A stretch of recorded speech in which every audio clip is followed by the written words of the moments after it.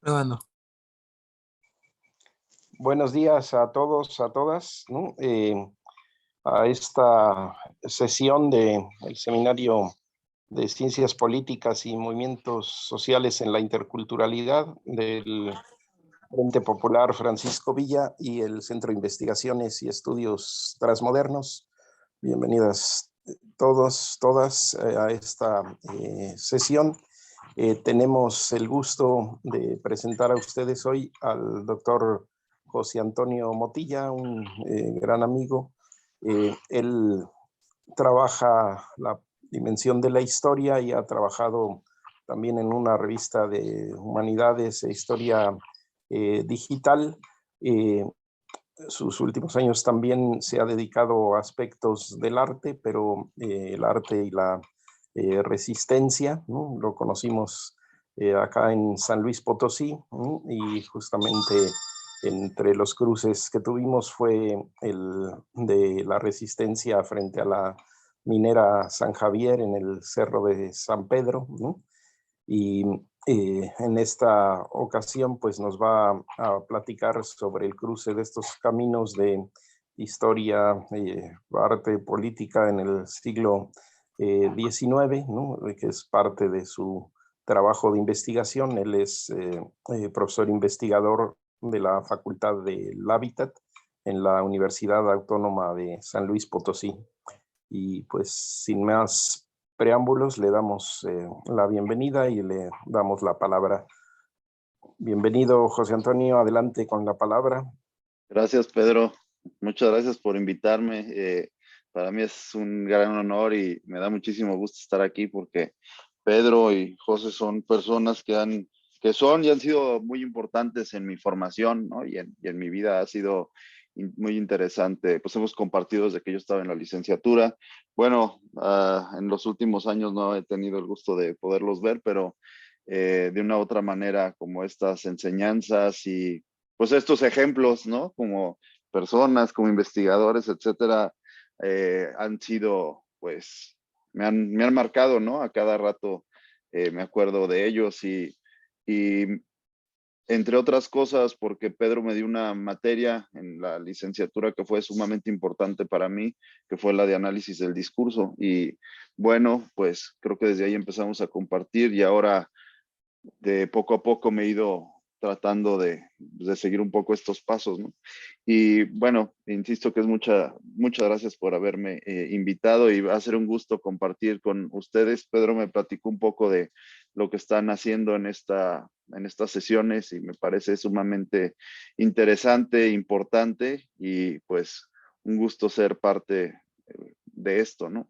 Bueno, les voy a compartir, hice una pequeña presentación de algunos temas, ahorita lo comparto, de algunas de las cosas que he trabajado en los últimos tiempos y como decía Pedro, pues para mí ha sido una de las cosas que he hecho a lo largo de estos últimos años, pues es tratar de pensar, sí, desde las humanidades, las ciencias sociales, pero este vínculo que tiene con la realidad, ¿no? Pues desde que yo comencé a estudiar en la licenciatura, me di cuenta lo que yo no quería hacer y tuve muchos maestros que me enseñaron eso, ¿no? Y unos cuantos que me enseñaron que había un camino mucho más interesante o mucho más rico, productivo, digamos, que tiene más sentido, que es vincularnos, ¿no? Con este tipo de procesos o fenómenos que buscan pues algo que para algunas personas es muy soñador, pero para otros estamos convencidos que es posible cambiar o contribuir a cambiar el mundo, ¿no? Entonces, uno de estos primeros acercamientos fue esta lógica o este proceso que se dio en San Luis Potosí, que fue la resistencia hacia la empresa, una compañía canadiense con intereses también mexicanos, que estaba localizada en el Cerro de San Pedro, que era un lugar emblemático. Creo que desde ahí comenzó a interesarme cómo, bueno, estos procesos de extractivismo, ¿no? Las resistencias y fundamentalmente de lo que hablábamos en o lo que implicaba ese proceso, era que un lugar que era simbólico, ¿no? Que es simbólico, que incluso está en el escudo de San Luis Potosí, pues parecía que no había nada que pudiera detener esta explotación y destrucción del lugar, ¿no? Y pues como desgraciadamente así fue, y por desgracia, es un ejemplo de todo lo malo que puede pasar en un sitio donde pues estas lógicas neoliberales, pues el desinterés, ¿no? De la gente, el debilitamiento de las luchas, etcétera, puede causar. Actualmente, bueno, yo de la última vez que estuve ahí en San Pedro, que bueno, dejé de ir, ¿no? Un tanto hasta por depresión, dejé de ir unos 4 o 5 años y después de un tiempo volví. Y tremendo, ¿no? Como parece que lo que nos platicaban en otros casos de lo que había sucedido tras el cierre, ¿no? Porque la compañía minera ya terminó o terminó de explotar la mayoría, ¿no? De los recursos que tenía disponibles, pues ahora el pueblo lo han convertido como una especie de atractivo turístico tristísimo, ¿no? Porque es como una especie de cantina, pero ya no existe el cerro, es un lugar complicado. Pero bueno, eso me llevó a pensar, entre otras cosas que he estado trabajando, precisamente, pues, qué caminos hay, como ahora les platicaré, ¿no? Precisamente para las luchas ante un momento donde a veces parece que los gobiernos buscan agotar, bueno, que eso no es nuevo, ¿no? Por supuesto, pero digamos, la gente se da cuenta que sí, sigue siendo muy importante manifestarse, sigue siendo muy importante emprender diferentes tipos de estrategias de lucha, pero no sé, a veces y con los cambios que hay en nuestra sociedad, no sé, para nuevas generaciones, por toda esta cuestión de redes sociales, a veces creo que hay otro tipo de estrategias que se pueden usar o que se pueden eh, sumar, ¿no? A las tradicionales, por decirlo de una manera, que tienen un impacto importante. Bueno, y justo en este sentido voy a platicarles de un par de términos que lo voy a desarrollar en este ratito, que es un concepto que se llama artivismo, ¿no? Que pues es un término que no tiene mucho tiempo de que se usa, ¿no? Eh, bueno, bueno, no es nuevo en su totalidad. Hay gente que se asume como tal, ¿no? Que está trabajando desde el activismo, principalmente desde los feminismos, principalmente desde diferentes espacios, ¿no? Que buscan, pues, estar incidiendo en la coyuntura, pero ahora veremos un poco de esto. Claro, la cuestión del arte, y creo que comenzaré con algunas pequeñas definiciones. Bueno, yo me pregunto, y de hecho, de esto he hecho algunos artículos, he estado como en algunos lugares que han tenido ha tenido cierta, eh, digamos, buena recepción esto que he estado trabajando. Uno de los primeros textos que hice y me pareció como también parte de mi proceso formativo es un artículo que escribí sobre un caso en Colombia, ¿no? En Colombia hay un suceso, bueno, hay un proceso muy importante de un colectivo muy amplio que se conformó con las elecciones presidenciales, me parece que sería del 2018, ¿no? Ahora les daré más datos, que buscan precisamente de la cuestión gráfica y han logrado impactar precisamente en posicionar y en llevar a la reflexión muchos temas que son sumamente importantes o pertinentes para esa coyuntura. Bueno, justo en esta línea que les platico, me interesa preguntarme qué posibilidades tiene lo artístico ante la difícil realidad latinoamericana, ¿no? ¿Cuáles son los caminos posibles ante el agotamiento de caminos, ¿no? O vías tradicionales? Ahora ampliaré un poco más al respecto. ¿Y cuáles son los diálogos estéticos y éticos a lo que nos enfrentamos o lo que nos confronta el hecho de producir arte literalmente rodeados de muertos, ¿no? Esto lo retomo un poco de los trabajos que han hecho principalmente autoras como Cristina Rivera Garza, ¿no? Hablando un poco de una especie de preguntas comunes o una, digamos, estética que está presente en diferentes campos, ¿no? Por ejemplo, Cristina Rivera Garza, que tal vez la mayoría de ustedes la conocerá, es una escritora mexicana que pues se ha desarrollado en Estados Unidos, ¿no? Y ella tiene un libro muy bonito que se llama muy bonito porque está escrito de una manera muy bella y nos lleva a reflexionar profundamente, pero es muy duro en sí de lo que habla. Se llama Los muertos indóciles, ¿no? Y trabaja un poco el concepto de lo necro, ¿no? Como la necropolítica, que como ustedes sabrán fue planteada en un primer momento por un académico africano que se llama Kil Memb, ¿no? Entonces ella plantea esto, es un trabajo con el cual que ella escribió para entrar a trabajar en una universidad norteamericana, ¿no? Y ella se preguntaba esto, o sea, ante la realidad que tenemos a nivel América Latina, ¿no? De una profunda crisis en todos sentidos, ¿no?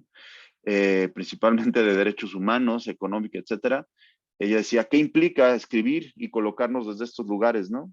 Entonces, pues bueno, bien, este término del artivismo dice, bueno, busca involucrarse y ser agente de cambio para la sociedad, ¿no? Es un elemento activo y no solamente puede entender la realidad, sino que busca o está convencida la gente que se dedica a esto, que es posible transformarla. Y ahora les traje algunos ejemplos y les platicaré un poco de algunas obras o algunos algunos artistas que están trabajando bajo estas lógicas, ¿no? Es un poco lo que va por allá.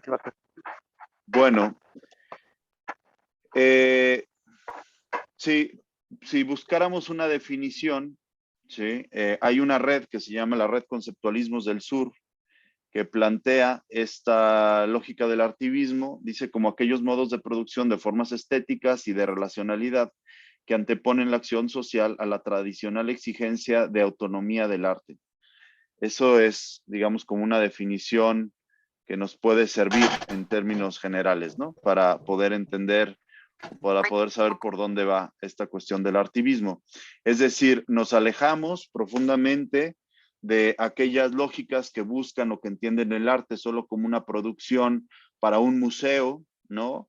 Algo cuyo interés está, por ejemplo, en la producción de una mercancía con el fin precisamente de lucrar o de meterse a estos grandes circuitos del arte que pues se enfocan, ¿no? En ciertos sectores muy concentrados o digamos elitistas de la misma sociedad, sino que acá lo que se busca con gente que tiene estas, digamos que comulga con estas lógicas del artivismo o el arte político, ¿sí? Es precisamente buscar que el arte sea como un camino, ¿no? Una estrategia de enunciación que permita visibilizar una serie de problemáticas, las que son de interés para la sociedad o para digamos, para el artista, la artista. Una artista que tiene, una artista importante que es cubana, que bueno, le han dado mucha difusión en México y ha hecho piezas muy fuertes, piezas contundentes, es Tania Bruguera y ella utiliza un concepto que se llama arte útil, ¿no? Y ella dice que propone que el espectador cuestione el sistema en el que se sumerge y encuentre la solución indirecta, con lo cual vislumbre nuevas posibilidades. Claro, no quiere decir que todos estos expresiones o todas estos artistas, por ejemplo, necesariamente estén identificados como muy a la izquierda, por ejemplo, ¿no? Hablando de posiciones ideológicas.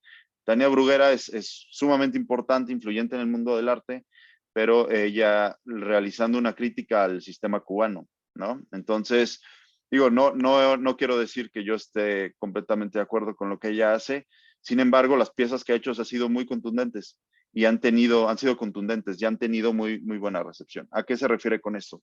Por ejemplo, tiene una pieza que hace unos años recrearon en el Museo Universitario de Arte Contemporáneo de la Ciudad de México, en la cual ponen una plaza pública, una tribuna, ¿no? Como si fuera un espacio para que algún gobernante, algún personaje de este tipo diera sus discursos en sociedades en las cuales el discurso está sumamente controlado. Y es la tribuna abierta, tiene unas cámaras de televisión que están grabando y lo que hacía es que invitaba a la gente a que pudiera subirse a ella y decir su palabra, ¿no? Su discurso. Entonces son como pequeñas estrategias, podríamos decir un tanto lúdicas, ¿no? Pero que buscan que la gente reflexione precisamente sobre qué posibilidades existen, ¿no? Y digamos en este caso alzar la voz. Hay un autor que es un teórico de arte muy reconocido, ¿no? Y que tiene mucha influencia, que él habla precisamente que estas estrategias y estos caminos que busca el arte político tienen como objetivo trascender el interés de estetizar. Creo que esta es una cuestión sumamente importante. Estetizar la realidad en busca de señalar, proponer e incidir en la coyuntura que afecta al mundo contemporáneo y de esta manera contribuir al cambio social. Aquí hay una línea muy delgada, ¿no? Y es que hay artistas que pues que han utilizado, por ejemplo, cuestiones o reivindicaciones de grupos sociales o de colectivos, de gente que está, por ejemplo, en cuestiones de diferentes luchas, y lo han utilizado bajo una lógica meramente estética, es decir, sin comprometerse con estas mismas causas o estos mismos procesos, y buscan simplemente este término que dice Boris Groys, ¿no? Estetizar la realidad. Es decir, sin buscar tener algún tipo de impacto o compromiso con estas cuestiones. Ya les platicaré también. Bueno, y otro también autor importante o reconocido en estos ámbitos propone o dice que las circunstancias que vivimos, es decir, la coyuntura o las diversas coyunturas por las cuales atraviesan nuestras comunidades requieren de un nuevo posicionamiento ante el arte político, ¿no? Es decir, porque sí, el arte político y el activismo, aunque son muy parecidos, ¿no? No hay una diferencia así abismal en ese sentido. El activismo implica precisamente una actitud y un compromiso de lucha, ¿no? Un involucramiento aún mayor en este tipo de problemas. No solamente es hablar o tener lo político como tema, sino involucrarse activamente en estos sentidos. Bueno, podemos hablar de una realidad que ustedes conocen bastante bien, que está atravesado por muchos elementos, como por ejemplo, pero en términos generales, podríamos hablar de este neoliberalismo, ¿no? Estamos ante estos embates del neoliberalismo, en el cual autores como, por ejemplo, Sierra y Gravante, que ellos trabajan cuestiones de grupos sociales y creo que tienen textos que nos ayudan de mucho, ¿no? Para ir visibilizando diversos tipos de problemas. Ellos trabajan, por ejemplo, en concreto, Tommaso Gravante habla mucho de estrategias de resistencia digital, ¿sí? Ellos señalan que este tipo de procesos surgen ante el desmantelamiento de infraestructuras públicas, el extractivismo de los bienes comunes y todos estos efectos, ¿no? Que tiene como consecuencia el neoliberalismo que en nuestras sociedades latinoamericanas, pues bueno, ha tenido efectos terribles, ¿no? Un elemento también sumamente importante es este cambio, y por eso les hablaba de una especie de estética o paradigma o de elementos que nos ya hablan de una discusión común, es precisamente el giro hacia lo colectivo, ¿no? Precisamente tratar de dejar de lado todas estas formas individuales que eran características, sumamente características, por ejemplo, en el mundo del arte, ¿no? En el mundo del arte es difícil hablar de esta cuestión de producciones en colectivo. Por ejemplo, hay un grupo que es un grupo que se llama La Pocha Nostra, es encabezado por un artista que se llama Guillermo Gómez Peña. Él es mexicano de origen, muy joven se fue a Estados Unidos, creo que después de haber terminado la licenciatura en letras en la UNAM. Él vive en el área de San Francisco y tienen un colectivo que se llama así, ¿no? La Pocha Nostra. Y ellos, bueno, buscan visibilizar una serie de procesos, de problemas presentes en nuestras sociedades latinoamericanas. Son sumamente críticos y Gómez Peña tiene algo que a mí me gusta mucho, es que él trabaja desde con una dimensión, digamos, discursiva muy profunda, ¿no? Entonces, él hace un uso de la palabra magnífico, me parece.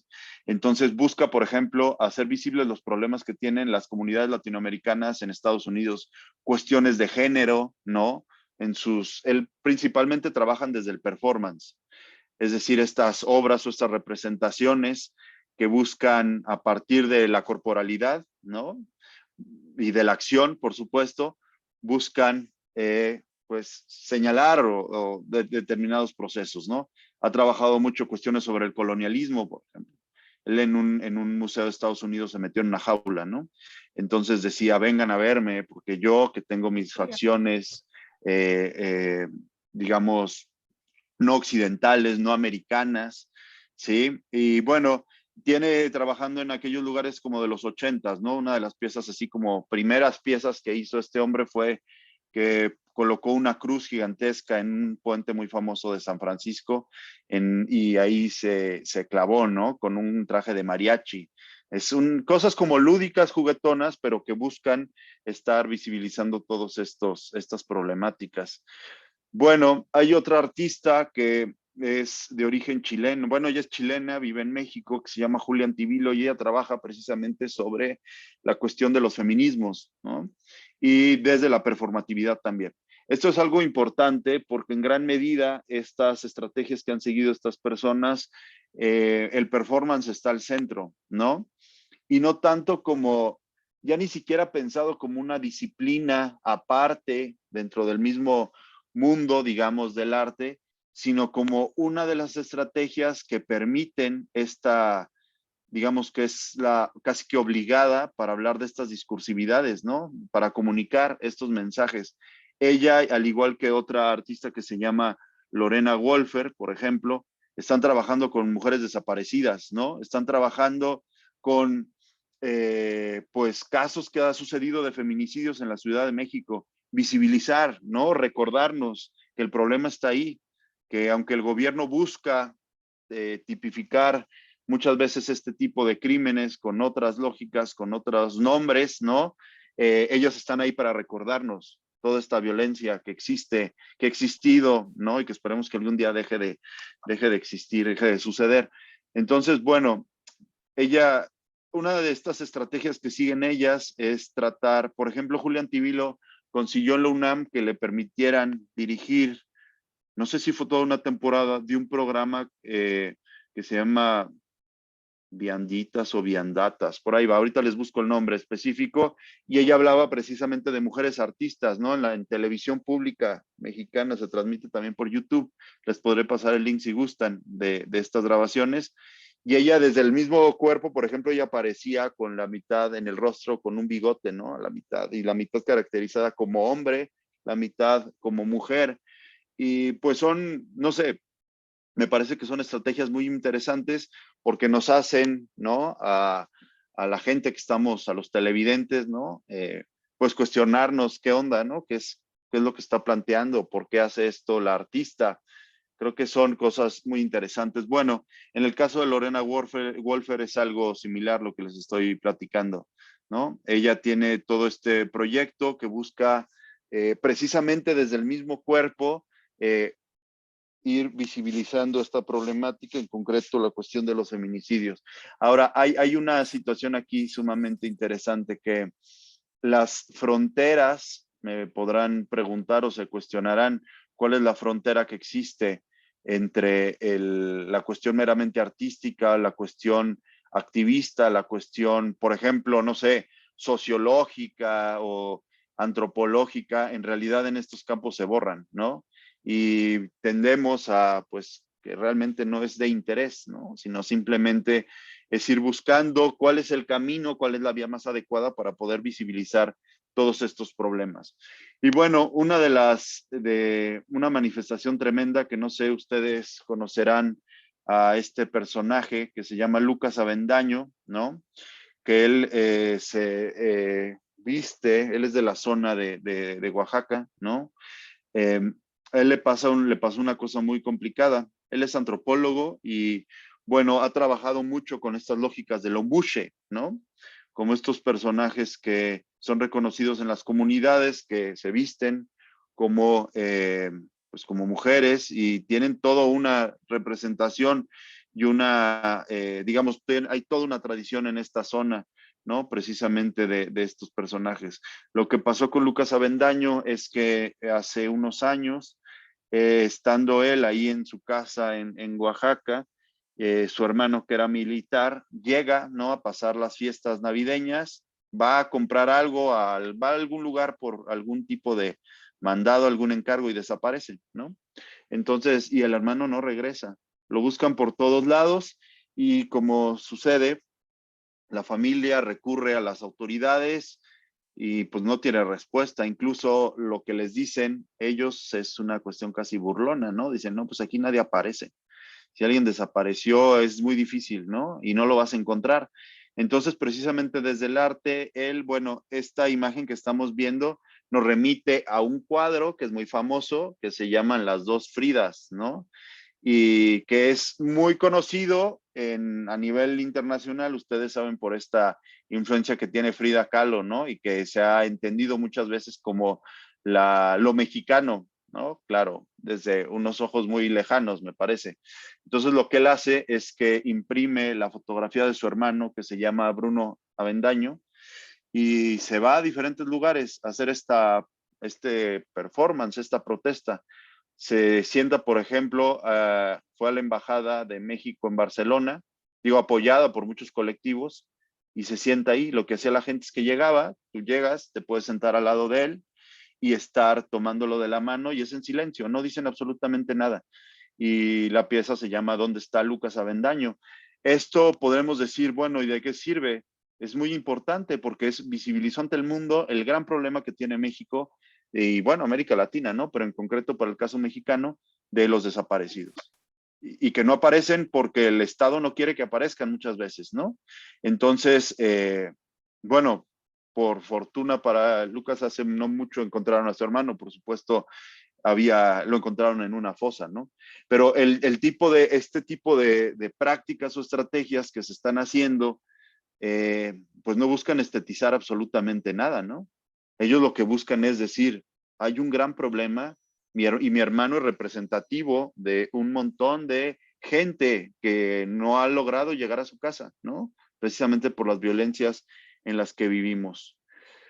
Bueno, el otro caso del cual yo les platicaba es precisamente esto de Puro Veneno, y en 2016, bueno, yo me enteré por las redes sociales que estaba sucediendo este proceso en Colombia, y hubo sí será 2000 o 2017 si no me equivoco, en el contexto de las elecciones presidenciales en las cuales se enfrentó un personaje, bueno, fueron dos personajes, uno de ellos de apellido Petro, que es digamos, un poco más hacia la izquierda, por decirlo así, ¿no? Y otro personaje que es Duque, Iván Duque, que él es un heredero de Álvaro Uribe, ¿no? Ustedes saben que Álvaro Uribe es un personaje sumamente polémico, me imagino un poco parecido a un Calderón aquí en México, ¿no? Gente que militarizó el Estado y que está acusado de crímenes de lesa humanidad, entre otros, por todas las víctimas de conocidos como los falsos positivos, que son esta estrategia que tenía el gobierno, bueno, en el combate a las guerrillas, ¿no? Lo que buscaban ellos es que le pusieron precio a la cabeza de los guerrilleros, ¿no? Lo estoy simplificando la explicación, más bien estoy simplificando todo el fenómeno, pero bueno, por cuestiones de tiempo, lo que hacen es que le ponen precio, ¿no? Digamos a la cabeza de guerrilleros, y lo que hacen los militares, o muchos militares, es que comienzan a ir a colonias populares y matan muchachos, ¿no? Y muchas veces los visten de guerrilleros con ropa de tipo militar, y ellos aparecen como que el gobierno está trabajando y está combatiendo a estas guerrillas o a toda esta gente que estaba fuera de la ley, cosa que es falsa, ¿no? Además, bueno, Álvaro Uribe es un personaje que está completamente ligado, vinculado con las políticas norteamericanas, y lo que buscaba la gente era cortar con esto, ¿no?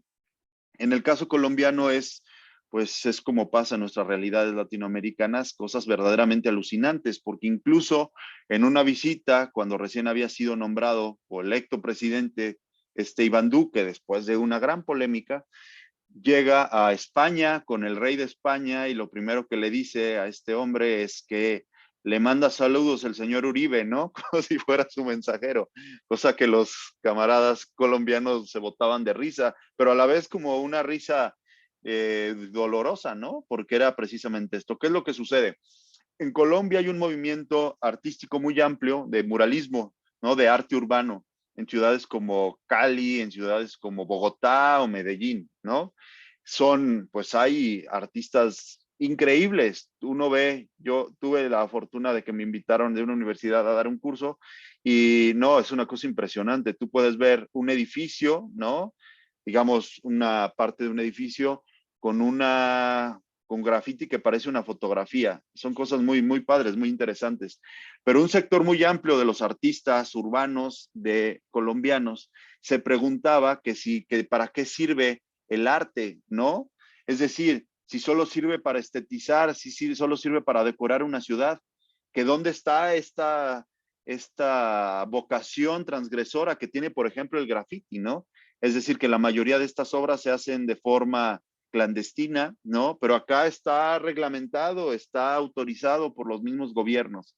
Gente que está, digamos, en esta disidencia, con este problema de que no están conformes con los caminos que ha llevado un arte que está muy vinculado, que ha sido apropiado, autorizado por los mismos gobiernos, se conforman en torno a un amplio colectivo que se llama Puro Veneno, ¿no? ¿Y quién es Puro Veneno? Todos los que quieran ser Puro Veneno son Puro Veneno. Y se dedican a visibilizar cifras. Por ejemplo, en la diapositiva anterior les platicaba, miren esto, en esa imagen que es un rostro de Uribe, ¿no? Con un par de huesos atrás, refiriéndose, digamos, a una escena de muerte. Dicen 3.374.281 de víctimas en el gobierno de Uribe. Dice, un voto por Duque es una víctima más, ¿no? Resistir. ¿Qué es lo que hace esta gente? Pues no es un movimiento que solo sea para artistas, no solamente para gente que sabe dibujar o pintar. Emplean una estrategia digital muy interesante, difunden lo que están haciendo desde el anonimato. No hay alguien que salga y diga, yo soy Puro Veneno, ¿no? Además, la situación era complicada. Cuando yo fui a Colombia, pues fue un tanto difícil poder platicar con la gente que estaba, pues, lidereando, por decirlo de alguna manera, o que había tenido la iniciativa, solo que por algunos amigos que estaban en el medio, pude entrar como más en contacto con ellos. Lo que hicieron fue una estrategia en la cual tú, si estás interesado en este movimiento o en señalar o en visibilizar estas cuestiones, podías meterte, descargar en internet, por ejemplo, carteles que podías imprimir desde una impresora casera. Te explicaban cómo juntar 8 o 16 hojas tamaño carta y cómo pegarlas, cómo elaborar engrudo, cómo hacer todos estos procesos para irlo colocando en la calle. Y bueno, por ejemplo, por supuesto también el graffiti. Es tremendo lo que sucedió con este movimiento porque no hay un cabecilla, ¿no? O sea, sí hay gente que en un primer momento tuvo iniciativa, pero hay una cuestión completamente orgánica en el cual ya sea desde la producción de este tipo de elementos, o ya sea desde simplemente reivindicando la voz, pegando stickers o calcomanías, ¿no? Pegando este tipo de cosas, buscaban pues señalar todos estos procesos. ¿Qué pasa con ello? El gobierno estaba sumamente enojado, ¿no? Entonces nosotros veíamos y documentaron, por ejemplo, que pintaban alguna barda y de inmediato llegaban policías o gente del ejército con pintura blanca, ¿no? A borrar estas manifestaciones. Todo este tipo de resistencias, como ustedes sabrán y como nos ha pasado, pues entraron en una especie de otra fase a motivo o a razón del COVID, ¿no? De la pandemia. Entonces, pero bueno, situaciones de este tipo estaban también pasando en Chile, en diversos países, ¿no? Hay otro personaje que desde el performance ha trabajado cuestiones de este tipo que se llama Crack Rodríguez, ¿no? Y él es famoso porque, bueno, él trabaja, pues sí, les digo, sobre la corporalidad, ¿no? Y hace una crítica hacia el gobierno sumamente fuerte, ¿no? Y más en El Salvador, donde saben que está sucediendo lo impensable, o bueno, mucha gente pensaba que eso no era posible, de que un presidente incluso haya logrado controlar la Suprema Corte a tal grado de remover magistrados, de garantizar un nuevo periodo, de tener actitudes tremendas, por ejemplo, con las pandillas, ¿no? Estas estrategias que han tenido en las cárceles, por ejemplo, de una mayor represión hacia agentes como la Mara, etcétera, que lo único que están buscando y logrando es cada vez polarizar mucho más a la sociedad y hacer que sectores muy delicados pues se enojen aún más. Este personaje se dedica a esto, ¿no? Al arte, la disidencia, Y miren, por ejemplo, este es un cartel de una charla que dio no hace mucho, que se llama Arte y Disidencia en El Salvador, Artivismo como respuesta a las políticas de represión estatal, ¿no? Eso es lo que él buscaba. Y bueno, ellos ¿dónde los pueden ver? En redes sociales están, ¿no? Hay mucha presencia en estos espacios.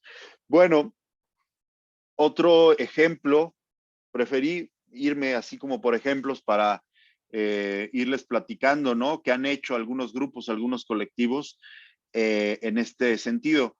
Si se dan cuenta, la mayoría son de carácter colectivo. Hay algunos casos que desde lo individual buscan, pero enuncian problemáticas colectivas. Eso es algo interesante, ¿no? Algo que me parece muy, muy importante. Ustedes recordarán este caso en la Ciudad de México, que fue la toma precisamente de la Comisión Nacional de Derechos Humanos por parte de colectivas feministas, ¿sí? Y conformaron el Ocupo Casa Refugio, ni una menos. Entonces, ¿qué pasó acá? Bueno, pues es un proceso muy complicado, ¿no? Tiene muchas aristas, pero en términos generales logran tomar esto ante la falta de respuesta de la Comisión de Derechos Humanos, ¿no? Y bueno, suceden muchos procesos al interior. Y uno de ellos fue esta cuestión que llevó al debate, como sucede con los monumentos, como sucede con la intervención en espacios públicos, que fue una serie de pinturas de algunos personajes, todos hombres, ¿no? Que estaban ahí en la Comisión de Derechos Humanos. Lo que hacen personas que participaban en estas colectivas es que los intervienen, ¿no?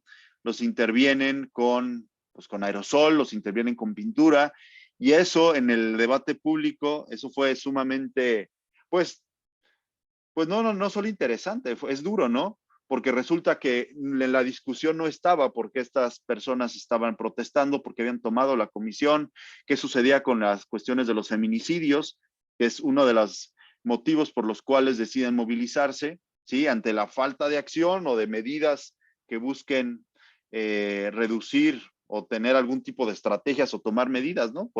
Para tratar de evitar más feminicidios o que se resuelvan todos los que han sucedido, toman la casa, y lo que estuvo en los medios, lo que indignó a mucha gente fue por qué habían intervenido y por qué habían pintado estas obras, ¿no?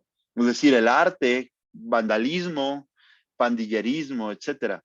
Y es bien difícil, ¿no? Es bien duro porque resulta como siempre, y hay dibujitos, ¿no? Hay diferentes, eso lo sabemos, que los medios de comunicación siempre buscan, no se interesan por las demandas de los colectivos o los diferentes movimientos sociales, sino simplemente buscar qué hacen mal, ¿no? Bueno, mal desde su perspectiva, para decir, bueno, miren, ellos están alborotando, ellos están destruyendo, lo que buscan son cosas no genuinas, ¿no? Como bueno, y la situación de los grupos feministas en México es muy complicada porque pues el actual presidente lo ha agarrado como que lo que ellas hacen es una afrenta directa a él. Bueno, es parte de este fenómeno.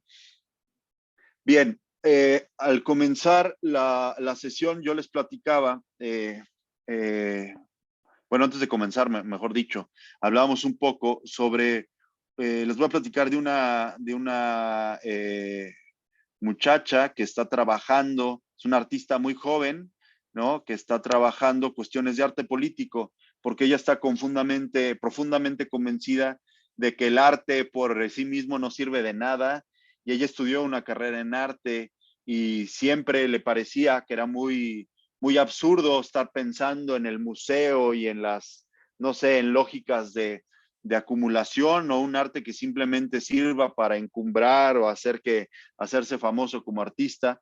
Y ella se involucró en un proceso muy, muy interesante y tremendo, decisivo para la ciudad de San Luis Potosí. Estamos ubicados al centro norte de la República Mexicana, en una zona semidesértica. Inmediatamente a la ciudad, ¿no? Está la Sierra de San Miguelito, que es un área increíble, ¿no? Es de las pocas áreas que se conservan, ¿no? Todavía sin ocupación, sin urbanizar. Es un área donde hay una biodiversidad tremenda, que es una zona de recarga del acuífero, de un acuífero que está sumamente dañado, ¿no? Y amenazado entre otras cosas, por la extracción minera que está del otro lado del valle. San Luis Potosí es un valle, ¿no? Que es el caso de Minera San Javier en Cerro de San Pedro, pero también porque San Luis Potosí se convirtió en los últimos 15, 20 años en un centro de producción automotriz enorme, ¿no? Aquí están asentadas las empresas General Motors, está la BMW, y solo porque Trump dijo que no, aquí iba a estar también la Ford, ¿no? Imagínense, en un espacio semidesértico, con muy poquita agua, y la industria automotriz pues utiliza enormes cantidades de agua para sus procesos. Y ustedes saben que una industria de este tipo tiene muchas empresas satélite, ¿no? Que se instalan a su alrededor. Entonces parece que es el lugar menos indicado para ese tipo de actividades, pero bueno, se han instalado. Y la Sierra de San Miguelito es este espacio, lo que han buscado los constructores, que aquí es la gente que mueve, ¿no? Digamos, la gente más poderosa son los fraccionadores. eh, Están buscando algo que ha sucedido en muchos lugares de América Latina, ¿no? O sea, eso es parte de lo importante y creo que a mí me gusta por eso pensar colocado desde Latinoamérica. Sí, como mexicano, pero nuestros problemas son comunes, ¿no? Eh, y esto sucedió en muchos lugares, buscar fraccionar grandes áreas o en este caso una reserva territorial. La disputa que está ahora es precisamente porque el área de la Sierra de San Miguelito busca ser declarada o está en proceso de declaración como área natural protegida por parte del gobierno federal. Afortunadamente el presidente desde la campaña se comprometió a defender este territorio, ¿no? Esperemos que lo logre, pero ha habido la discusión es tremenda a nivel, hay gente incluso que ha estado cerca del presidente que apoya a los fraccionadores porque se mueven cantidades locas de dinero, ¿no? Una cosa, por ejemplo, ellos buscan pagarle a los dueños de estos territorios que son comuneros, ¿no? La tierra en 50 centavos el metro cuadrado. Y en esta área que estamos viendo nosotros, en esta imagen que les puse, de la esquina superior izquierda, no sé si se ve el mouse, pero bueno, el puntero, de la esquina superior izquierda ustedes pueden ver un poquito de áreas verdes. Ahí, por ejemplo, contar un terreno, el metro cuadrado está como en 13,500 hasta 15,000 pesos el metro cuadrado, cuando los fraccionadores lo compraron en 50 centavos, a lo mucho, ¿no? Son procesos de explotación tremenda que han sucedido en toda América Latina y siguen sucediendo. Y bueno, ¿qué es lo que hacen? Pues la alianza con políticos, el pago de muchos, el involucramiento de gente con poder de decisión, los mismos medios de comunicación están a favor de ellos, y lo que ha hecho un pequeño sector es resistir, ¿no? Entonces, ¿cuál es el problema? Si ustedes ven en esta imagen, la ciudad está aquí abajo, o sea, es inmediato. Por decirles, del área urbanizada de la ciudad de la sierra son metros, ¿no? Uno lo puede ver. Yo salgo de mi casa, volteo y puedo ver puedo ver los cerros, ¿no? De esta área. ¿Qué es lo que sucede? Lo que planteaba esta chica, ¿no? Que se llama Valeria de Regil, es que decía, ¿cómo le hago para que la gente empiece a apropiarse del problema? Que es una de las broncas que tuvimos nosotros con la cuestión del Cerro de San Pedro, que aunque el cerro es inmediato a la ciudad, parece que la gente no le importaba, ¿no? No lo veía, o lo veía como una cosa lejana que no le afectaba en absoluto. Entonces ella comenzó a utilizar una serie de estrategias. Por ejemplo, esta área son las lomas de San Luis Potosí. Es hacia los 80 no existía esto.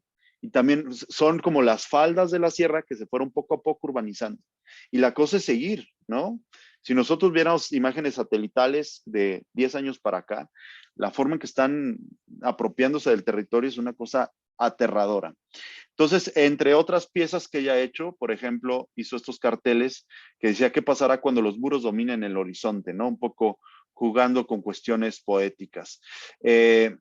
Bueno, entonces dijo, ¿cómo le hago para que la gente sea consciente de lo que van a fraccionar? De todo el área natural protegida, del área que se busca declarar como área natural protegida, hay un polígono que son 2,048 hectáreas, me parece, ¿no? Es este polígono que ustedes están viendo. Y lo que buscan en primera instancia los fraccionadores es quedarse con él.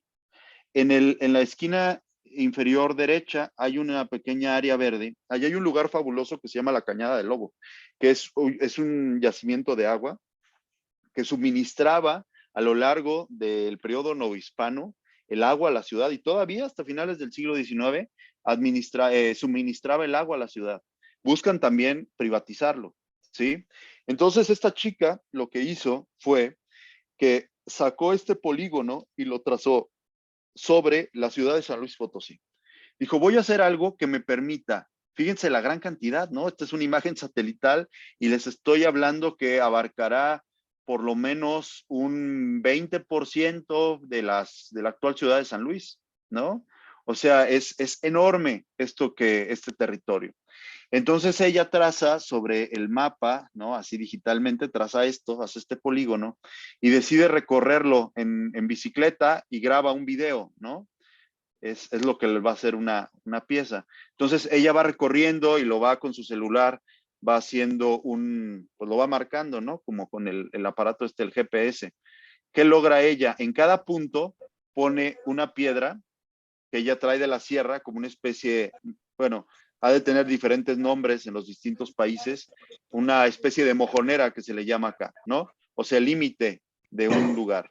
Y en cada arista, ¿no? Que habíamos visto en esto, va poniendo esas mojoneras y pone una serie de textos.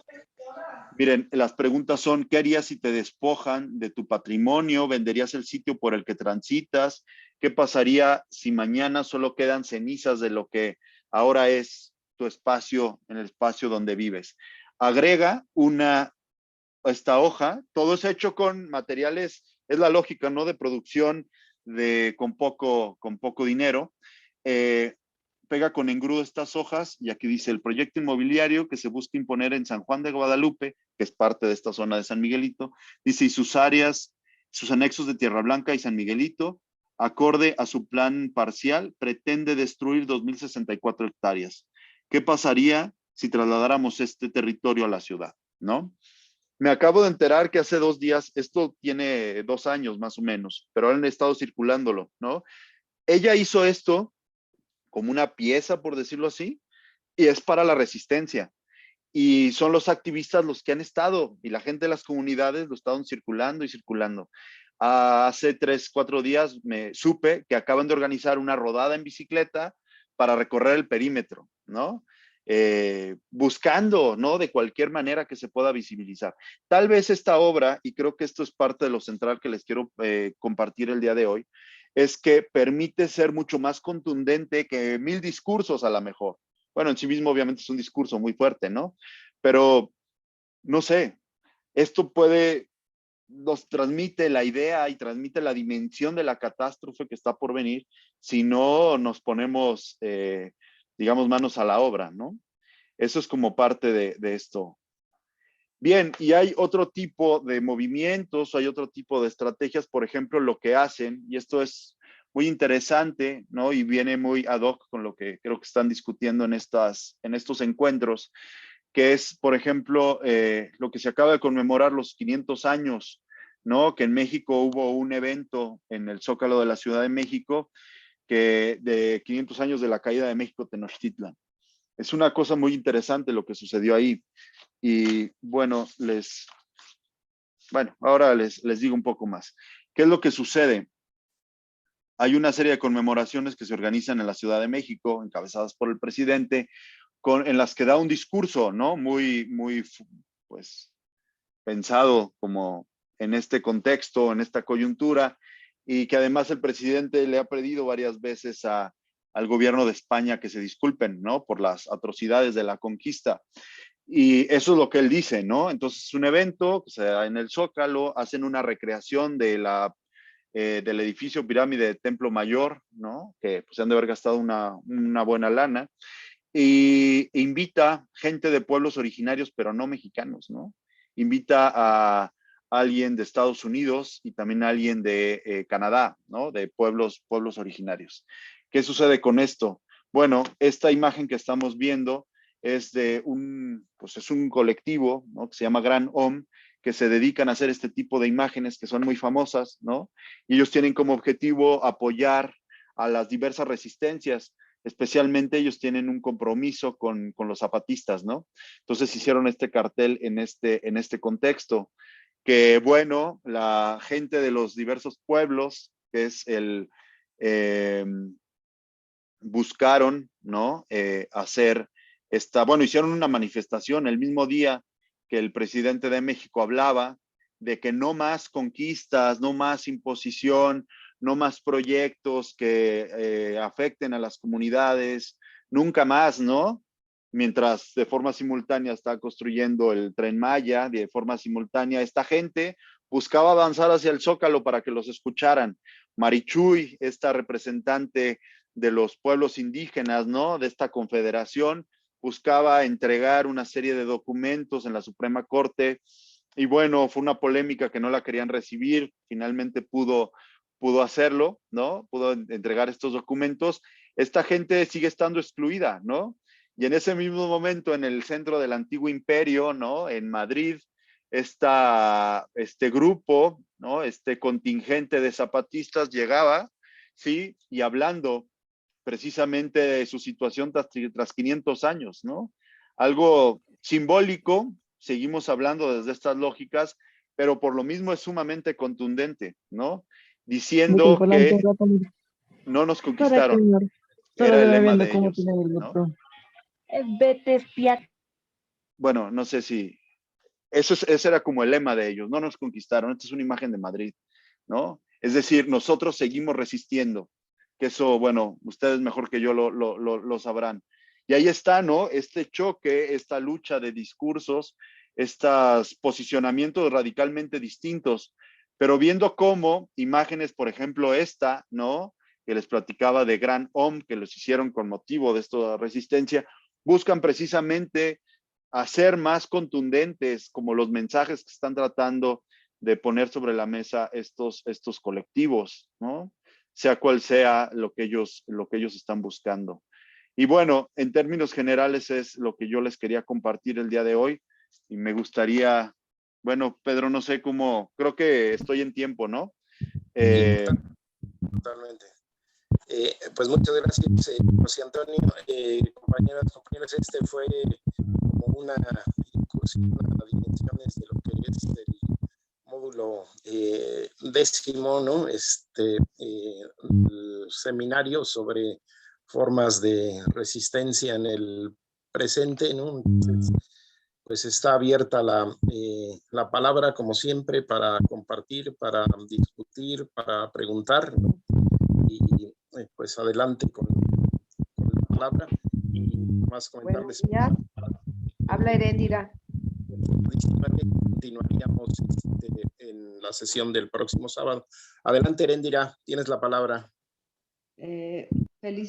Felicitar a todo este grupo que trabaja de manera incansable y que de alguna manera pues vamos a transformar esta sociedad que queremos. Mi pregunta es la siguiente. ¿Es elitista la cultura? ¿Y para qué sirve el arte? Porque considero que a veces nosotros tenemos esa creatividad, pero se nos oculta la otra parte, la realidad. Gracias. Buenos días a todos y a todas. Gracias, Ere. Pues tienes la palabra, José Antonio. Gracias.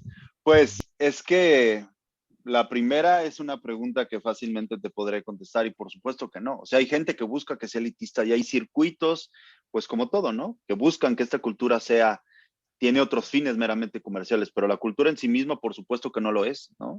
O sea, estamos hablando, había como ciertas lecturas muy, muy ya del pasado, de tratar de distinguir como una alta cultura de una baja cultura, pero era bajo unas lógicas que buscaban precisamente eso, ¿no? Como reforzar ideas elitistas, pero por supuesto que no. O sea, la cultura es la totalidad de la expresión humana, ¿no? Y el arte, pues está ahí. O sea, el arte ha cambiado a lo largo del tiempo de acuerdo a las necesidades de sus sociedades, ¿no? Y si nosotros hablamos de que somos sociedades en resistencia, pues ahí está, ¿no? El arte tiene esa misma connotación. Y no, por supuesto que no. Desgraciadamente hay gente que todavía piensa que la cultura como una expresión es para solo unos grupos, pero por supuesto que no lo es, ¿no? Gracias. Adelante con la palabra. Preguntas, intervenciones. No sé si quedaste satisfecha, Eréndira. Lo comentaba porque mis hijos, Emiliano y Erandi, estaban en la Olin Yolisli y nosotros tuvimos un problema y creo que el hacer mención de este problema fue muy, muy grande en el sentido emocional para los dos. Entonces, tuvimos que ir a derechos humanos y a defender lo que en realidad nos pertenece. Y nos costó mucho trabajo el que nos escucharan. Y fue pues un caminar que llegamos a un objetivo que en realidad yo considero como padre o como madre que sí es elitista, porque hablamos con autoridades que tenían que incorporarse mis hijos porque a ellos los habían pues negado ese derecho a participar en el siguiente nivel donde ellos iban a estar tocando. Erandi toca el clarinete y Emiliano violín. Y pues fue una situación muy difícil emocional que llegamos a la conclusión que pues hasta ahí terminaba su ciclo de musical. Entonces por eso hago esta pregunta que si es elitista, porque para nosotros fue elitista.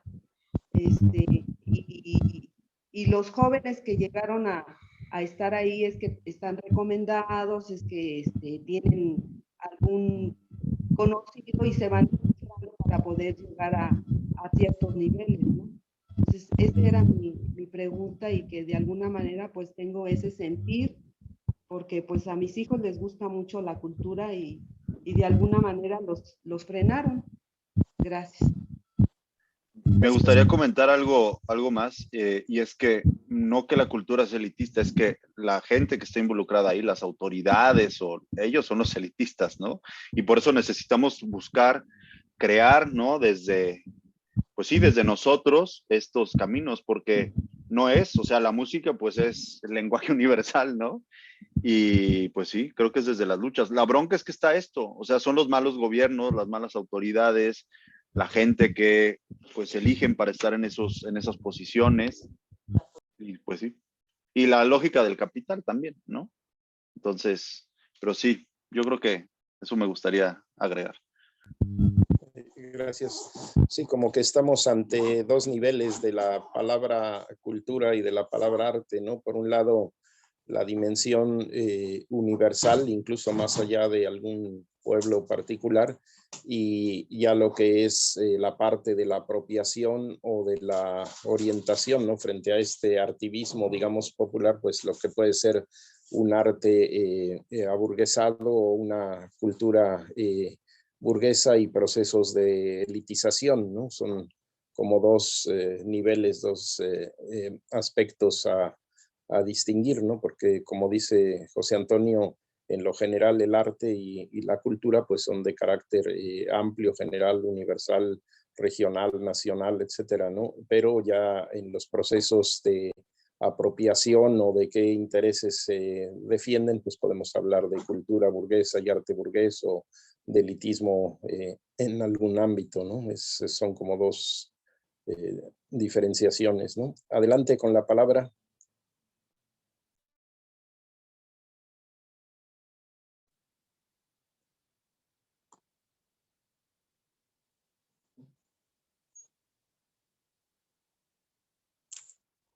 ¿Yo puedo participar? Aquí, mientras se animan acá, José quiere participar. Le paso la palabra. Hola, hola. Pues aquí, fíjate que yo en mi trabajo de análisis del discurso tengo un corpus pequeño, muy pequeño, y además no es el centro de mi análisis, de Lorena Wolfer. Y pues sí, es todo un asunto bien interesante, porque desde su performance, esa actividad, esa manera de manifestarse es súper violenta, ¿no? Súper violenta, no sé, mi nivel de espiritualidad como mujer, o sea, ese feminismo reactivo, a mí también me violenta, pues. Claro, por supuesto que yo hablo desde el confort de mi espiritualidad, ¿no? También son muchas cosas que he trabajado a lo largo de mi vida y cuestiones así muy, muy complejas. Y ahorita que exponías en este marco social tan interesante, ay, no sé, se me ocurre que tal vez como movimientos sociales, algo estamos haciendo mal, pues, ¿sí? O sea, discúlpenme, ya sé, a mí me detestan porque siempre digo sarta de pendejadas, pero discúlpame, ya me conoces, Motilla. Yo creo que algo estamos haciendo mal. O sea, mientras sigamos poniendo en el centro la violencia, mientras sigamos poniendo en el centro el desastre, sigamos poniendo, estamos fortaleciendo un discurso. O sea, si yo digo, si yo pongo en el centro lo negativo, solamente lo hago más visible, pero ¿de qué manera estamos fortaleciendo el sistema? ¿No? No sé, o sea, ya sé que han de pensar, ay, pues claro, tenemos que ponerlo en el centro porque tenemos que visualizarlo, ¿no? Como lo dice Lorena Wolfer, lo tenemos que visualizar, lo tenemos que poner porque es invisible, porque es un discurso tan naturalizada, la violencia está tan naturalizada que ya ni siquiera la vemos.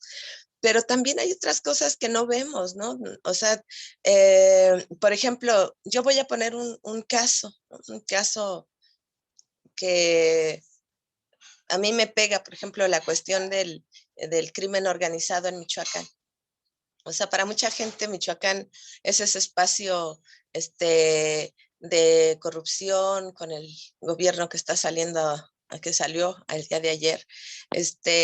Es un espacio de inseguridad, o sea, hay un montón de cosas, pero todo lo que es posible, todo lo que es bello, todo lo que es bonito, las costumbres y todo, eso está minimizado. O sea, nos lleva a unas crisis tan jodidas que nuestros pueblos están sometidos a un montón de cosas. O sea, no solamente esta triste historia, sino además con lo de la disquepandemia. Y entonces la disquepandemia nos aísla. ¿Y quiénes están sufriendo la cuestión negativa? Pues la gente que depende del turismo, las fiestas, etcétera. Bueno, no quiero redundar en este asunto. Lo único que digo es que cuando sale una campaña, ¿no? De cosas bonitas, por ejemplo, de lo que es Michoacán, de sus fiestas, de sus tradiciones, de Día de Muertos, y ¿por qué solamente una vez al año? ¿Por qué no sabemos nada de Guerrero más que su turismo de Acapulco y las cosas malas que pasan? O sea, no digo que ocultarlas, ¿sí? O sea, no digo negarlas ni naturalizarlas, sino siento que como movimientos sociales, como izquierdas, como grupos preocupados tenemos que dejar, quitarnos o sea, sí, quitarnos de enfrente del enemigo, ¿sí? Y dejar de fortalecerlo, como decía Riz Ceroles, ¿no? El que resiste apoya. Entonces, pues me gustó mucho, estoy muy contenta, me gusta mucho, además siento tu corazón en tu exposición, siento tu compromiso social y político y muy agradecida, muy, muy agradecida por esta conferencia, por este momento tan crítico y tan bonito de tu exposición. Gracias. Gracias, José. No, muchas gracias por tus palabras. Tienes razón, ¿no? A veces nos centramos solo en lo negativo, pero, y sí es cierto, o sea, Michoacán es uno de los lugares más chidos del mundo, ¿no? Es increíble. Y claro, estamos alimentando ese discurso de la negatividad. En el caso, por ejemplo, de Lorena Warfield, pues sí es un tema, ¿no? Porque ella pues hace un performance muy duro, así como dice José, ¿no? O sea, trabaja, a veces hasta se lastima ella misma. Esto último que ha estado haciendo con la cuestión del feminismo y los feminicidios, creo que sigue siendo, pues hablando de una cuestión muy complicada, pero creo que ha tomado otros matices, ¿no? Pero bueno, coincido completamente en que a lo mejor lo estamos haciendo mal, ¿no?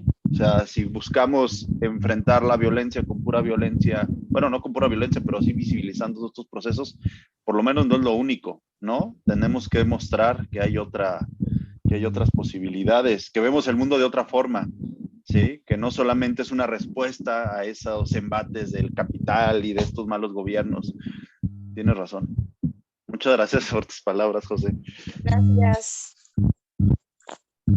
¿Alguien tiene algún comentario, alguna otra pregunta? Algo que les gustaría que les hable un poquito más a detalle. Nada más les expuse como temas así muy, muy generales, ¿no? Pero Sí, no sé si Pedro. hay alguien. Adelante, Pedro, adelante. muy buen día. Buen día. Agradecer mucho al doctor Motilla. Una exposición muy interesante. Él nos acerca precisamente a resistencias y símbolos. Y me parece que es ahí la posibilidad. Y me gusta mucho ese término de el artivismo. Lo retomamos y me parece muy interesante para explorar algunos caminos. Y resistencias, y bueno, no es la situación de lo negativo, sino que resistencias es ante las injusticias. Me permito hacer esa sugerencia, que evidentemente, bueno, pues también comparto el sentido de ofrecer algunos discursos en positivo, sobre todo por el manejo del horizonte y la búsqueda de un camino donde vayamos hacia la felicidad. En esta posibilidad también de metáfora. Yo quisiera hacer dos preguntas en términos, si así me lo permite el doctor Motilla, a razón precisamente del simbolismo, y lo hago mucho a partir de la Ciudad de México, donde se ha dado a razón de tratar de institucionar el graffiti hoy por hoy con algunas acciones de murales. Ciertamente también habría que decir que las unidades habitacionales del Frente Popular Francisco Villa han manejado mucho los murales, pero en el sentido histórico. Hoy también se ha dado una situación en la cual se manejan los murales y está en esta parte. Ahí yo quisiera preguntarle al doctor Motilla, con esa experiencia, sobre todo cuando nos muestra casos como Colombia, los problemas sociales, las resistencias, las luchas hacia situaciones muy difíciles, de todo tipo, no excluyo ninguna. Efectivamente, lo importante del simbolismo, cómo construir esos símbolos desde el arte, o la posibilidad de que expresen efectivamente toda la resistencia y toda la injusticia que está ahí contenida. La segunda pregunta, en términos, efectivamente, el día de ayer estábamos en la Cámara de Diputados en una discusión fuerte a la luz del presupuesto federal, y precisamente se abordaba el tema de la cultura.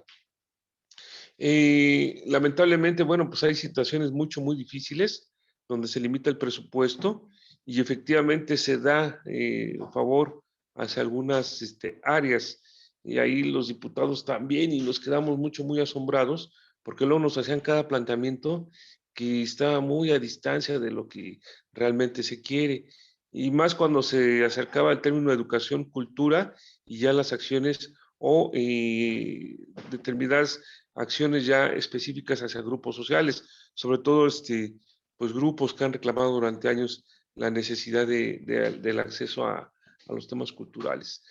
En México, lamentablemente, sí se da en términos de efectivamente las políticas son elitistas, pero también con ello, ¿cuál sería su opinión en términos efectivamente que el arte nos refleje toda esa problemática social, todo ese contenido social, y que, bueno, pues nos muestre, nos visibilice, nos dé sentido a situaciones de resistencia, de injusticia, y también, bueno, pues lo que es la lacerante realidad del neoliberalismo en las ciudades y en el campo? Muchas gracias por tus comentarios y tus preguntas. Y bueno, son temas pues muy sensibles, muy importantes, ¿no? El problema que ha habido, creo yo, con estos murales. Mira, yo hace tiempo hice un artículo sobre una muchacha que vive aquí en San Luis Potosí y que ha tenido mucho éxito, ¿no? A mí me interesaba mucho el discurso de ella porque hablaba que ella buscaba visibilizar otros tipos, ¿cómo les diré? Como de expresiones de lo femenino, ¿no? Era un arte que buscaba no solamente hacer murales muy bonitos, así muy bellos, sino posicionar, ¿no? Como reivindicar al mismo feminismo, etcétera, a posicionarlo ahí en el discurso. Hay algo muy complicado porque, bueno, esta chica ha tenido pues éxito, que bueno, empezó a ir a festivales donde a veces era la única mujer y luego lo llegaron las marcas, ¿no? Por ejemplo. Entonces, esta cuestión de su actividad de ella, digamos, como artista, muy interesante, pero hay otros agentes que comienzan a mediarla, ¿no? Y su discurso, creo yo, pues comienza a comprometerse de una u otra forma. Y hasta llegar a un punto que ha habido discusiones importantes. Hablo del ámbito local en San Luis porque, aunque mi mirada va un poco más allá, más amplia, pero aquí han sucedido cosas increíbles. Este lugar a veces pasan cosas que podríamos decir surrealistas, ¿no? Y ahora les platico una de ellas. Entonces, hemos llegado a momentos, así como a coyunturas bien complicadas, en las cuales esta gente que a veces reivindica un discurso de transgresión, un discurso de, digamos, como de avanzada, pegados hacia ciertas izquierdas, ¿no? En momentos clave, ahí es donde uno ve como las posibilidades o estos embates tremendos del capital. Ahora, bueno, no me quiero ir como por las ramas, pero ahora les platicaré un poco. ¿Por qué digo esto? Hace 2 años hubo un lugar, hay un museo aquí que se llama el Museo de Arte Contemporáneo, que dicen los que saben que es el Museo de las Tres Mentiras, porque ni es museo, ni es de arte, ni es contemporáneo, ¿no? Entonces hicieron un evento de artistas urbanos y eran el director del museo y sus cuates seleccionaron a quienes, ¿no? Entonces era un rollo de llevar el arte de la calle al museo, cosa que no es nueva, ¿no? La gente que invitan, bueno, pues les dan un espacio para pintar. Y muchos, por ejemplo, los grafiteros que están más activos en San Luis no los invitaron. Y ellos lo que hicieron fue rayar el museo por afuera, ¿no? O sea, decían, esto es una simulación, esto es una tontería, etcétera. Uno de las personas que los invitan es un ilustrador que creo que tiene como mucha presencia a nivel internacional en varios circuitos y presenta un mural que yo en mi vida creí que alguien pudiera pensar algo así, que se llama Proud Girls, se llama el mural, ¿no? Y habla de un movimiento norteamericano que se llama Proud Boys. No sé si ustedes habrán oído hablar de esa cosa. Es un grupo de supremacistas blancos, obviamente de ultraderecha, que dicen que ante la emergencia de movimientos como el Black Lives Matter, ¿no? De las vidas de la gente de color importa, se sienten en desventaja. Entonces el tipo hace un mural en el cual son 3 chicas blancas que están saliendo, como que emergen de un cuerpo de negritud, como si fuera un mar negro, y que él, en el discurso, este cuate dice que él lo hace para reivindicar a las chicas blancas que se sienten atacadas por los negros. O sea, imagínense, y en San Luis Potosí, ¿no? Aquí ni siquiera estamos en esas discusiones. No sé, bueno, una cosa verdaderamente terrible. Entonces comienza la discusión, van chicos, ¿no? Algunas muchachas de unos grupos feministas van y tachan, ¿no? Empiezan a rayar, a protestar ante el museo. Y lo que pasa con muchas de estas personas, incluyendo la chica de la que yo les hablaba, que hace estos murales reivindicando la figura de la mujer, etcétera, guardan silencio. Y dicen que a ellas, lo único que dicen es que les ha costado mucho trabajo llegar a esos niveles y ellos no se meten en polémicas, ¿no? Entonces, ¿cuál es el punto al que quiero llegar? Hay muchas cosas que están de por medio, ¿no? Y si no hay un arte verdaderamente comprometido en ese sentido, pues lo que se tiende es este gran problema o es esta posibilidad de solamente estar estetizando situaciones, tragedias. Yo creo que esa es la clave, ¿no? De ahí. Es decir, qué bueno que haya movimientos de graffiti, qué bueno que haya mucha gente que se involucra en estas cosas, pero si no hay una posición comprometida, creo que estos cursos estos espacios de compartir experiencias, ¿no? Pues nos forman y nos dan otras miradas, otras ideas. Creo que si no construimos este compromiso, difícilmente vamos a poder hacer mucho, ¿no? Y más en situaciones como lo que comentabas de la cuestión de la cultura, es terrible.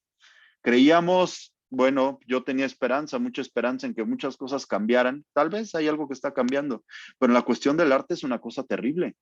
La gran mayoría del presupuesto de cultura de México se va para un proyecto completamente elitista, que es el proyecto que están haciendo en Chapultepec, ¿no? Es que además está encabezado con el artista mexicano no más importante, sino que el más vende, ¿sí? El que tiene presencia en los circuitos estos de superélite y para supermillonarios de las ferias del arte mundial, ¿sí? Que además es parte de una galería que es la única que está presente en ferias donde se venden piezas en millones y millones de pesos, ¿no? Y para ahí va la gran mayoría. Y los pueblos, los pueblos, la cultura popular, las artesanías, pues es lo menos, ¿no? Es lo menos.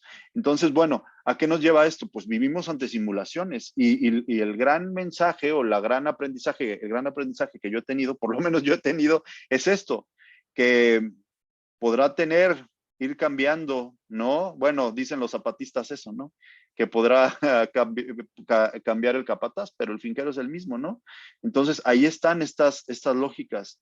Y no puedo creer que la gran mayoría del presupuesto de cultura de este país se vaya para ese proyecto, que es un proyecto monumental, fantástico, ¿no?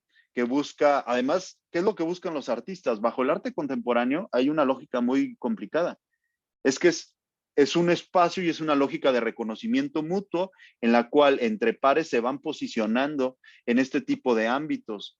O sea, yo, por ejemplo, si hago algo de arte y un personaje como este señor Gabriel Orozco me invita a algo o me reconoce, olvídense, yo cualquier cosa que haga va a tener mucho valor es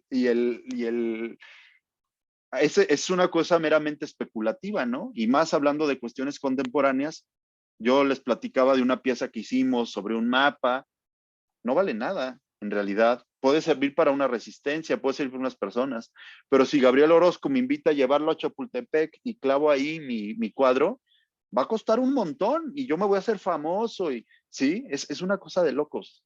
Entonces, bueno, al fin de cuentas es eso, como decía Pedro hace un ratito, hablamos como de diferentes niveles del arte y de la cultura, ¿en qué sentido? Distintas lógicas, ¿no? Y pues lo que creo yo, y volviendo ya para no darle tantas vueltas, es la cuestión del arte comprometido. Y sí, por ejemplo, estos murales de los que hablabas es sumamente importante, pero creo que se tienen que ir haciendo bajo esas lógicas. O sea, es como toda una serie de dispositivos, herramientas que acompañan a las luchas, ¿no? Yo estoy en contra de decorar por decorar. No creo que eso ya tenga sentido a estas alturas, ¿no? Bueno, pues no sé si contesté tus preguntas o ya me fui por muchos lados, pero quería compartirles como esas experiencias. Sí, sí, muchas gracias. Incluso esta exposición nos motiva a otros temas. Y muchas gracias. Gracias a ti y a ustedes. José Antonio, a mí me gustaría como si pudieras comentar un poquito en esta dirección, en el frente, bueno, se utilizan murales dentro de uno de sus quehaceres, que es la construcción de vivienda para recordar la historia, ¿no? Y se están refiriendo a políticas que reflejan elitismo o a la dimensión del arte como mercado dentro de la lógica del capital, ¿no?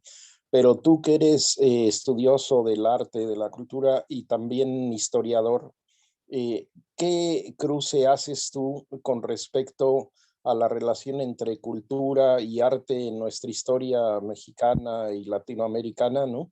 Porque, por ejemplo, creo que el siglo XX, una de las cuestiones importantísimas de la cultura fue el caso de África, ¿no? Donde no puedes entender la liberación de un continente entero de la negritud en África, sino es a partir de cómo se hizo una reelaboración y una práctica cultural, ¿no? Con personas como Franz Fanon, Amílcar Cabral, ¿no? Entonces, en nuestra América, ¿cómo ves tú esa relación arte, cultura, historia y resistencia, ¿no? Gracias, Pedro. Pues sí, es una pregunta muy importante, muy, muy pertinente, ¿no? Porque recordemos que el arte ha estado, el arte que consideramos como los grandes artistas mexicanos, Orozco, Diego Rivera, etcétera, pues ha sido un arte que está al servicio, en muchos casos, pues al servicio de determinada idea de poder, ¿no? Entonces podríamos recordar, por ejemplo, en México las discusiones que se daban o las confrontaciones entre Diego Rivera y, por ejemplo, Salvador Novo, ¿no? A partir de de que decían, bueno, sí, el arte, el mural, ¿y de qué sirve? Claro, es a partir de una idea lo que ellos buscaban, pero no termina de ser un arte que está al servicio como de una idea de gobierno o de ciertas ideas políticas ahí como muy claras. El gran problema que tenemos en México es que la cuestión de los pueblos originarios, la cuestión de lo popular, siempre ha estado al margen, ¿no? De estos intereses políticos. O sea, ha servido solamente como mera alegoría, como algo que ilustra, que es parte de la mexicanidad, pero sin tomarla en cuenta en las decisiones, en las cuestiones coyunturales, ¿no? Entonces, volvemos a las lógicas, que es lo que se buscaba a principios del 20, hablar y reivindicar al indígena muerto, ¿no? Pero al vivo no, de ninguna manera.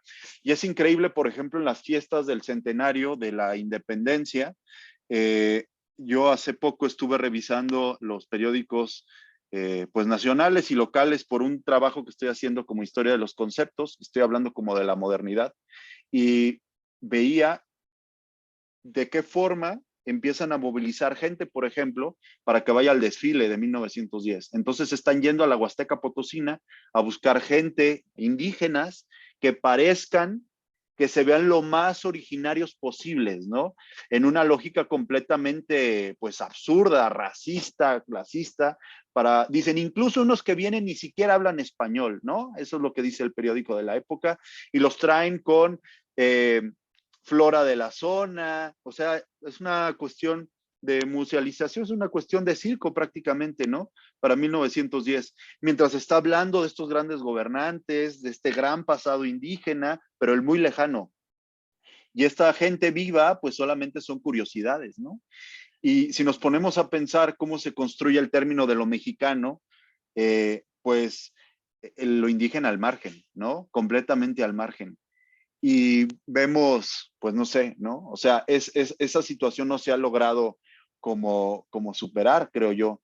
Y seguimos dándole una categoría de segundo orden, ¿no? A las manifestaciones de los diferentes pueblos. O sea, que es, por ejemplo, los textiles que se hacen en México, ¿no? Que son las cuestiones de cerámica, toda esta diferentes productos o manifestaciones que se hacen en Michoacán, por ejemplo, pues no son más que curiosidades, ¿no? O sea, no tiene nada que ver desde esta lógica del discurso oficial, no se pueden, no los entienden, no hay voluntad para entenderlos como algo mucho más allá.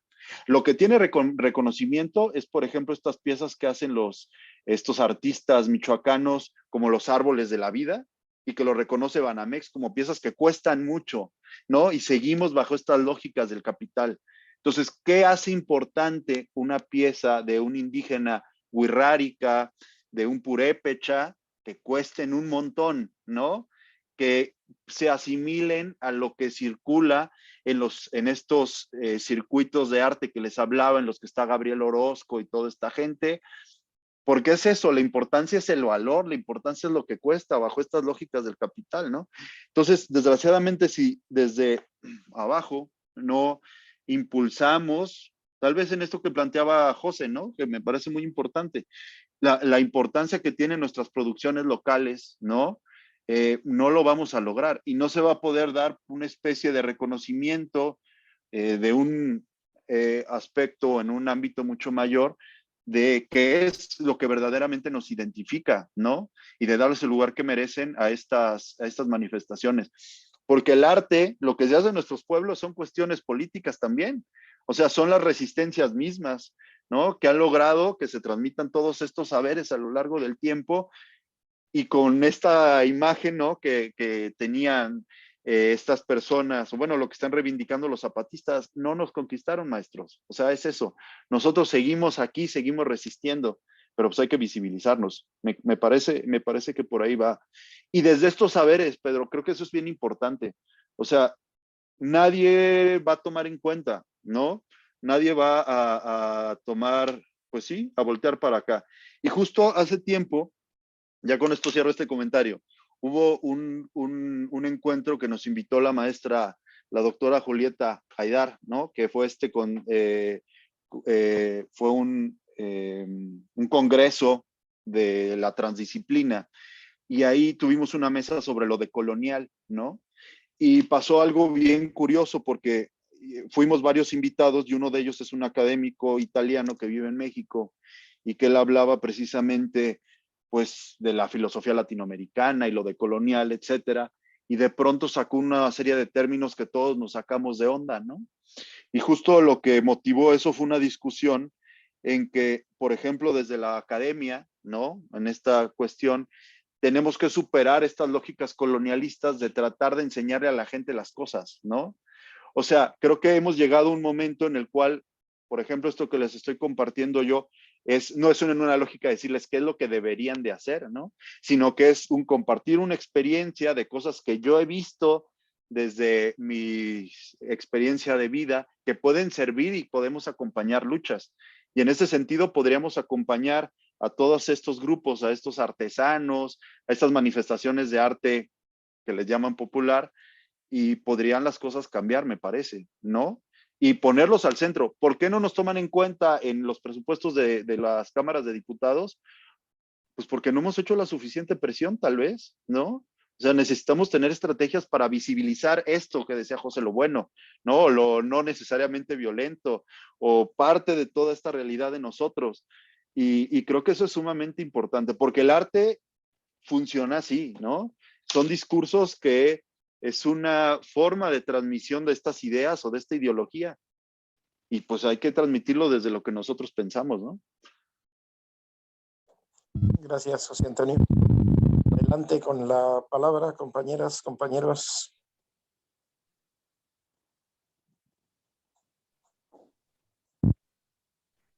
Creo que hace ratito Lucas Bilbao tenía la mano levantada, pero no sé si... Bilbao, adelante. Abre tu micrófono, Bilbao.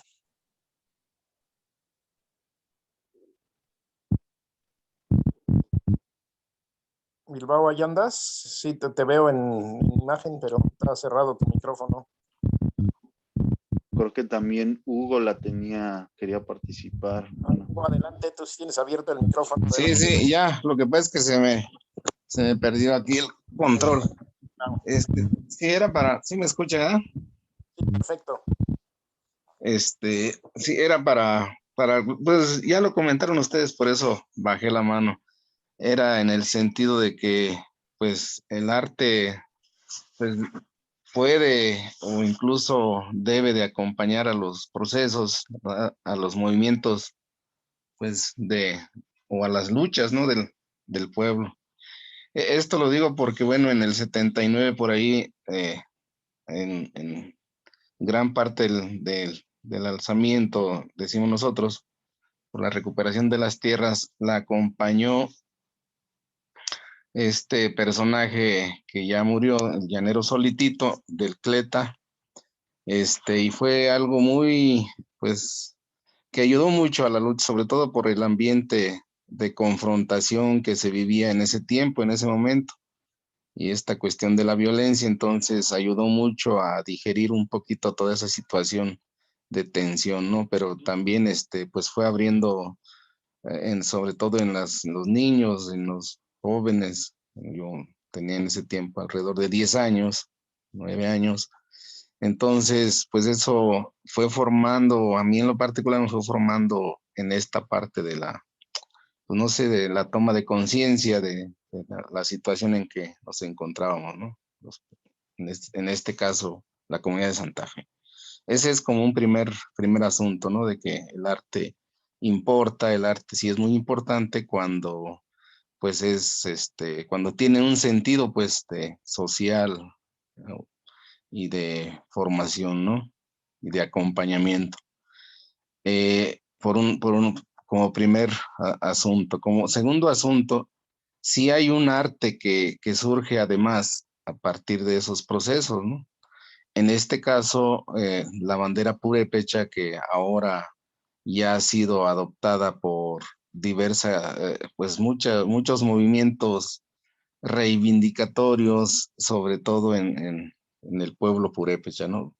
Muchas comunidades como Cherán, que ahorita, bueno, ha sido noticia, pues, nacional, o bueno, desde hace tiempo, ¿no? Ahorita, desde 2015, pues también la adopta, ¿no? Y muchos otros movimientos, muchas otras comunidades, la celebración del Fuego Nuevo, por ejemplo, también adopta la misma bandera que surgió también en ese momento, ¿no?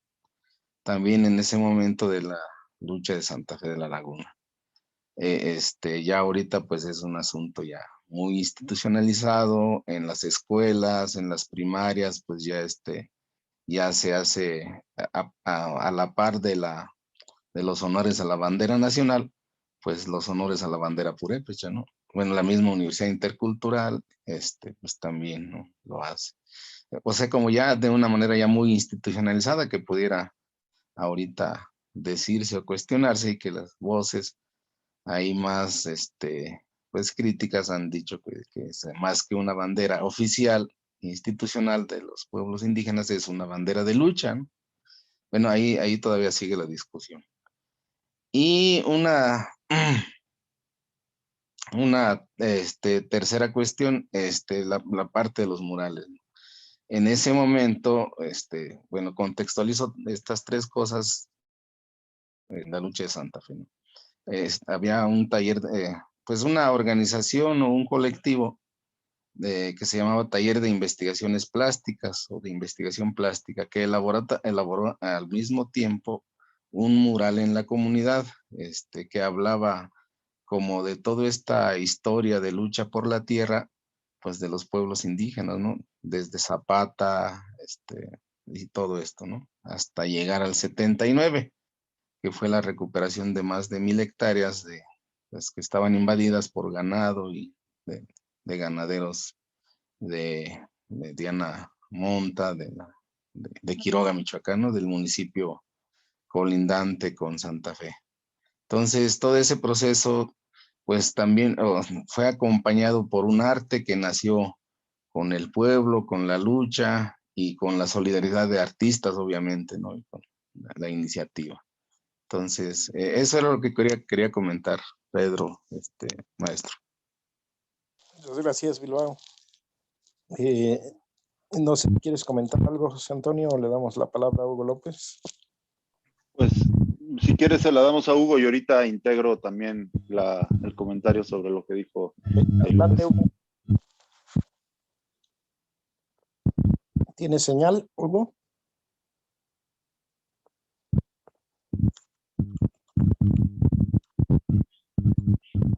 Creo que salió. Sí, se salió Hugo, ya no está. Bueno, tiene pues, la señal inestable. Pues a mí me pareció muy interesante lo que nos compartía ahorita Lucas, ¿no? O sea, es como esta dimensión de lo simbólico está presente en las luchas, por ejemplo, y puede servir de mucho, ¿no? O sea, pues sí, es al fin de cuentas una estrategia de lucha y creo que vale la pena pensar como sobre las posibilidades, ¿no? La contundencia que pueden tener este tipo de discursos pues sí, para lograr con los objetivos. Por ejemplo, un mural, pues son muy importantes porque al fin de cuentas es una síntesis de una historia o de algo que se quiere decir, del posicionamiento de un colectivo, de un grupo, y cosa que no es nueva, ¿no? Por ejemplo, si vemos el discurso barroco que utilizaba la Iglesia Católica o la monarquía española, pues eso es lo que buscaba, transmitir un mensaje de cualquier tipo, de mensajes que buscaban la reproducción y que la gente que no tenía en su vida había visto e iría a ver, por ejemplo, al rey, gente que vivía acá en nuestros lugares de América, tuviera la noción y la importancia de la grandeza y el poderío que tenía un rey, etcétera, ¿no? O sea, para eso sirve en gran medida, o sea, es una función y debemos aprovechar esas funciones que tienen la dimensión de lo visual, ¿no? La dimensión estética o plástica, podríamos decirlo. Ahora, si el arte, hemos hablado de esta dimensión elitista, pues necesitamos nosotros proponer y luchar por un arte popular, ¿no? Un arte que no es de iniciados, sino que, claro, hay gente que tiene estas habilidades, ya hay colectivos o gente a título individual que apoyan y que siguen a las luchas, pero no es, ahora sí que desmitifiquemos, ¿no? Sino que utilicémoslos como una de las posibilidades discursivas que hacen más contundentes o que dan salida de otra manera o por otro camino a lo que nosotros estamos luchando, ¿no? O sea, lo simbólico es estratégico, es fundamental. Gracias. ¿Alguien más que quiera tomar la palabra, comentar, preguntar? Recuerden, compañeras, compañeros, solo abrir su micrófono y participar. Adelante. Nos vamos acercando a las 9:45, entonces no sé, que no se queden con la palabra quienes quieren participar, comentar, preguntar.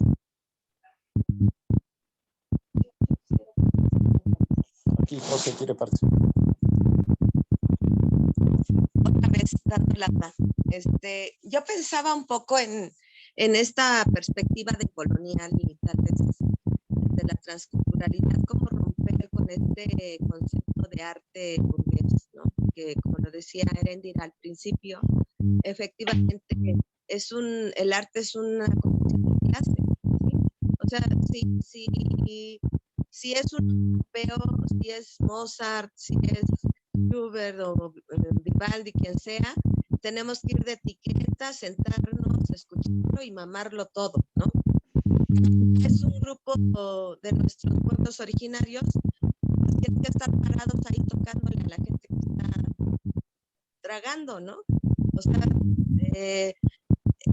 ¿cómo romper nosotros como grupo social? A mí la cuestión del arte me tiene sin cuidado, porque como yo vengo de una clase donde el arte de todos los días era comer, entonces todo lo demás me llegó pues, por imposición de la educación, ¿no? Entonces, ¿cómo romper y cómo poner en primer lugar desde esta perspectiva de colonial, desde esta perspectiva transcultural y de colonizante, ¿no? Todo sacar todo este concepto de estar, bueno, a mí sí me gusta la ópera, pero es un gusto impuesto, pues, ¿no? Es un gusto impuesto.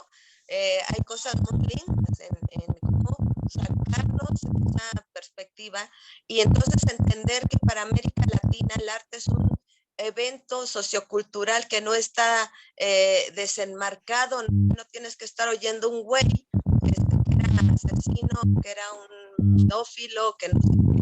¿Cómo generar esa conciencia de que nuestros artistas son artistas sociales que están experimentando esa vida en comunidad, que somos parte de una comunidad, que somos parte de un desarrollo social, espiritual, cultural, que además es parte de la enseñanza, de las tradiciones, de cómo formamos y educamos a nuestros hijos, ¿sí? Cuando está la marimba, ¿no? La marimba de los que están tocando de oído y que te estremece, ¿no? Y entonces, yo no sé, yo trabajo cuando están los músicos, les tengo muchísimo respeto. Me cuesta trabajo de pronto entrar en estos choques. Él me tiene que ver, ¿no? O sea, entender que el arte, nosotros mismos hacemos esa diferenciación, ¿no? El grupo, el concierto, y no un amenizador para eso estar conmigo. Y un disco, tararara, lo que comes, y no tienes que estar, nadie está babeando ahí en el proceso, y que nosotros mismos le demos el lugar a nuestros artistas sociales, populares, en este sentido de reconocer. Este güey sabe lo que es la violencia, esta mujer sabe lo que es el abandono, lo que es el patriarcado, y no un arte abstracto que vale por sí mismo y que cuesta millones de pesos, ¿no? Y que se tasa, si es arte porque la gente lo compra, experiencia estética y todas esas cosas que ya sabemos, ¿no? Entonces, como una pregunta, reflexión, por ejemplo, yo pienso, no soy artista, gracias a Dios no soy artista porque sería la peor de todos, y yo lo que haría no sería representar a la víctima, ¿sí? Yo representaría al corrupto, yo representaría al violador, al asesino, yo representaría todos esos jodidos que esto se invisibiliza. Cuando ponemos en el centro a la víctima, se invisibiliza el victimario, y que el victimario no es un ente, sino es un cuerpo, ¿sí? Un cuerpo de corruptos, un cuerpo del Estado, un cuerpo del crimen organizado, o sea, uno es la cabeza, las patas, las manos, el corazón, pero es un solo cuerpo, lo que permite que una persona sea violentada socialmente, lo que permite la injusticia, lo que permite la desigualdad, tiene que ver con un solo cuerpo, ¿sí? Porque si ese cuerpo no tuviera que ver con el Estado, no tuviera que ver con las políticas sociales, no tuviera que ver con la educación, no tuviera que ver con la comunidad, pues no existiría nada de esto. Bueno, gracias y no sé si tú me quieras comentar algo. Gracias, José. Que está, pues es que, no sé, ahora con lo que comentas se me ocurre, ¿no? O sea, que es este arte que tiene que estar como al servicio de las comunidades. Y el problema que, claro, lo que decías de la música de orquesta y la ópera, es que culturalmente se le ha dado, o sea, se le ha dado como una importancia así tremenda, como lo más acabado, lo mejor que ha hecho la humanidad, ¿no? En ese sentido. Y nunca nos ponemos a cuestionar, nunca nos cuestionamos, pues, ¿qué onda? ¿Dónde se produjo? ¿Por qué se produjo? Es decir, no nos ponemos a pensar sobre los contextos de estas piezas, ¿no? O de estas obras que respondían a una sociedad determinada, ¿no? A ciertos intereses, a ciertas cuestiones políticas, pero como se ha normalizado de que eso es lo más importante y eso es lo más culto, por decirlo así, pues mucha gente por eso va a escucharlos, ¿no? Como una cuestión de estatus o de ciertos prestigio. Pero por eso mucha gente no sabe ni lo que está escuchando. O sea, yo creo que es muy interesante. Si a alguien le gusta la ópera porque le gusta cómo canta la gente, pues está muy chido, ¿no? O sea, por una cuestión de disfrute uno puede escuchar lo que le dé la gana, eso está muy padre. Pero necesitamos hacer esta como, digamos, de construcción en el sentido de, para empezar a cuestionar, ¿no? Simplemente es una manifestación distinta a lo que sucedía en estos lados, porque eran las preguntas que se hacía la sociedad o estos grupos en el momento que se produjeron estas obras. Y bueno, pensando en contextos y pensando en coyunturas, pues tendríamos que pensar cuál es este arte que responde a lo que nosotros vivimos. Lo que les platicaba de estos artistas que cotizan y que venden obras millonarias, pues están fuera de nuestra realidad, ¿no? Y ellos no buscan ser un arte que responda a una cuestión política mexicana, porque ellos no tienen esta conciencia, ¿no? O sea, ellos simplemente están buscando hacer dinero donde haya, ¿no? Quien se los quiera pagar. Entonces necesitamos como una redefinición en sí de este arte, creo yo, ¿no? Y creo que un punto de partida podría ser eso, al estar al servicio de las comunidades, al estar, ser parte de nuestra experiencia vital, nuestra experiencia de vida, ¿no? Pues no sé, creo que por ahí podría ir y quitarnos estos grandes, pues sí, mitos, ¿no? Mitos de la cultura como de esta alta cultura o de, no sé, que el gran artista, no lo sé, no sé. Gracias, José Antonio. Pues miren, hay tiempo para una última pregunta, intervención, si alguien quiere tomar la palabra. Compañeros, Pedro, si me permites. Adelante, Hugo. Perdón, ando un poco mal de señal, pero a ver si si nos ayuda la señal y la tecnología para poder platicar y agradecer al ponente. La verdad es que nos remota a muchos datos históricos y más hoy en el ámbito del 2 de octubre, carteles que trascienden el tiempo que hoy los vemos y tiene que ver con este ámbito de la cultura, que tiene que ver con este ámbito del arte en sus dimensiones. Y es ahí donde el arte plasma a partir de su tiempo determinado, a partir de su espacio determinado, el proceso, el elemento que nos permita trascender. Y es ahí donde tenemos que generar el sentido de la potencia para hacerlo tangible en la dimensión que se tenga y con lo que se pueda. A mí me llama la atención, la verdad me recuerda a muchas cosas muy interesantes. Hace como 12 años, y en un 20 de julio, un aniversario luctuoso de Villa, hicimos una convocatoria digital en las redes para plasmar desde un punto de vista diferente el asunto de Villa y lo que significaba la imagen de Francisco Villa. Y sacamos una convocatoria con varios amigos, con varios camaradas ahí, el sentido de, con el título de Los Indignados de Villa, cuando el proceso estaba muy atento muy activo allá en España, este sentido de resistencia de los indignados. Y me llama mucho la atención que en este proceso de acercamiento llegaron imágenes, llegaron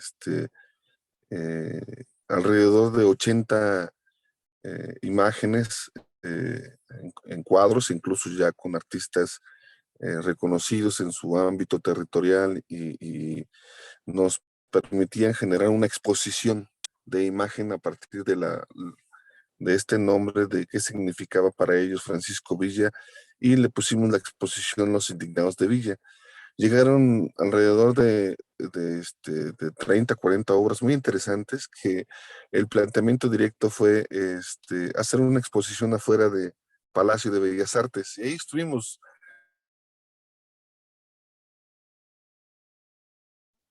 Se le fue la señal. Sí, qué mala onda, pues está bien interesante lo que nos está compartiendo, Hugo. Dos afuera en Bellas Artes. Es que mucho y va encaminado la pregunta a mi estimado José Antonio, que el sentido del arte en el ámbito de las redes o en el ámbito digital, porque parece ser que luego a veces se distorsiona o cómo se genera a partir de la tecnología el ámbito del arte, el ámbito del artista en su magnitud plena y puro de creatividad y de desarrollo. ¿Cómo puede él concebir a partir de todo este proceso el asunto del arte en las redes o en el ámbito digital?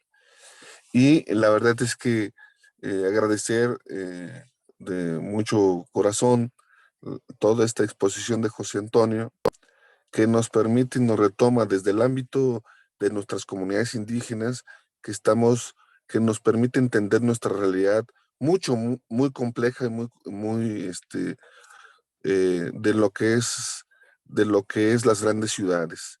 Sin las grandes ciudades, el elitismo y la forma de entender la cultura a partir del Estado y su inyección para poder seguir el ámbito de control en las comunidades está sumamente más complicado, ¿no?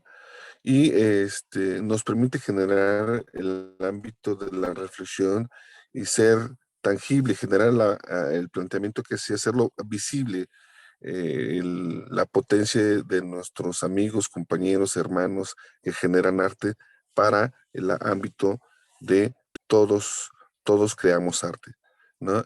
Muchas gracias, un abrazo a todos, de veras, de todo corazón, nos permite reflexionar, y por ahí el ámbito de poetas, ¿cómo va ese de escritores, poetas, lectores?